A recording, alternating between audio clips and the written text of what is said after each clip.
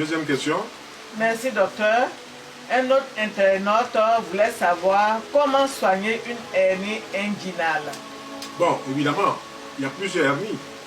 Au niveau de la poitrine, ici, on dit hernie hiatale. Au niveau de l'ombilic, on dit hernie ombilicale. Un peu plus bas, du côté du flanc droit, on dit hernie inguinale. Il faut déjà réformer l'hygiène alimentaire. Elle est très importante. Et celui qui n'a pas compris l'alimentation va se fatiguer pour pouvoir trouver des solutions, peut-être même ailleurs. Premièrement, si on va dans les hôpitaux, la solution là-bas, c'est la chirurgie, l'opération. Donc ça, c'est vous qui décidez d'aller vous faire opérer. Si vous décidez de vous soigner naturellement, il faut procéder par une bonne hygiène alimentaire. Petit déjeuner, fruits juteux, mûrs, variés, au choix et à volonté. Ça veut dire qu'au même petit déjeuner, on peut manger des oranges, on peut manger des pommes, on peut manger des ananas, on peut manger des mangues, on peut manger des poires, on peut manger des prunes, on peut manger des raisins, etc., etc. Petit déjeuner fruits. Au moins sur 3 semaines, 1 mois, petit déjeuner fruits à volonté et variés. Mangez jusqu'à être rassasié des fruits variés. Midi, si vous êtes marié, demandez à votre épouse ou bien à votre bonne de vous faire un jus de légumes. Un jus de légumes, c'est quoi? Vous achetez des oignons, des carottes, des concombres, des betteraves, du persil, des épinards, du céleri branche, des choux.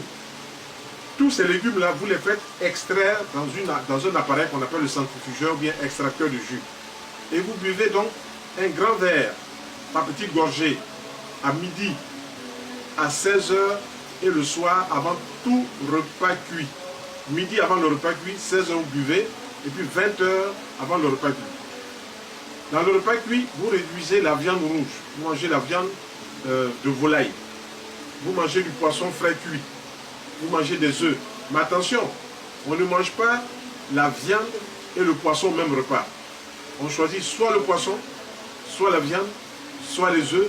Et il faut panacher. Aujourd'hui, il faut faire, comment on appelle, protéines animales, poisson ou œuf ou volaille. Demain, il faut faire protéines végétales, champignons ou lentilles, ou haricots rouges, ou haricots blancs, ou petits pois ou pois chiches pour les protéines.